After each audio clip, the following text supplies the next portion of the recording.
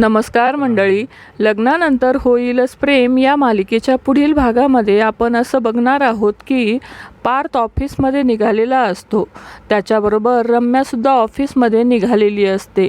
हे बघून मानिनी पार्थला आणि रम्याला अडवते व ती रम्याला विचारते की तू कुठे निघाली आहेस. तेव्हा पार्थ म्हणतो की रम्या आजपासून माझं ऑफिस जॉईन करणार आहे.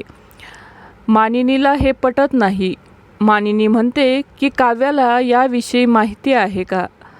रम्याने तुझ्यासोबत ऑफिस जॉईन केलं ते तिला आवडणार आहे का? एकीकडे नंदिनी गरज असलेल्या मुलीच्या मदतीला पोहोचते. ती मुलगी नंदिनीला सांगते की या मुलाने माझा विश्वासघात केला आहे. एका मुलीला लग्नाचं प्रॉमिस देऊन ऐन वेळेला त्याने माझ्यासोबत लग्न केलं आहे आणि मी काहीच करू शकत नाही. यावर चिडून नंदिनी म्हणते की यांना कोण हक्क देतं मुलींच्या आयुष्याशी खेळण्याचा? लग्न म्हणजे मुलींचं स्वप्न असतं. आपलं स्वप्न हवं तसं बघण्याचं स्वातंत्र्यसुद्धा मुलींना मिळत नाही.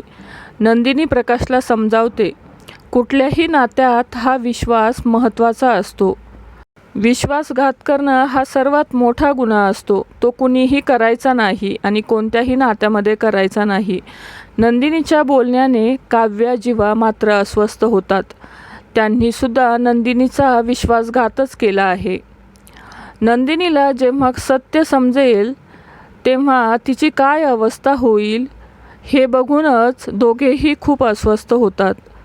तर मंडळी, हा प्रोमो तुम्हाला कसा वाटला ते नक्की कमेंट्समध्ये सांगा. मालिका विश्वातील अशाच नवनवीन अपडेट जाणून घेण्यासाठी आपल्या चॅनलला नक्की सबस्क्राईब करा. धन्यवाद.